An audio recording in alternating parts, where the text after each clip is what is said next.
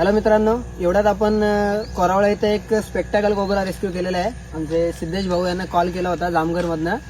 सकाळीच म्हणजे 3-4 तासाआधी कोब्रा दिसला होता, पण त्यांचा प्रयत्न होता की निघून जाईल म्हणून ते थांबले होते. पेशन्स लोकांचे बदलत चाललेले आहेत, पण 3-4 तासानंतर तो निघून गेला नाही म्हणून त्यांनी आपल्याला रेस्क्यूला कॉल केला. आणि व्हिडिओमध्ये तुम्ही पाहिलं असेल की तिथे शस्त्र पण रेडी होते, पण त्यांनी वापर केलेला नाहीये. म्हणजे लोक बदलण्याचा प्रयत्न करत आहेत.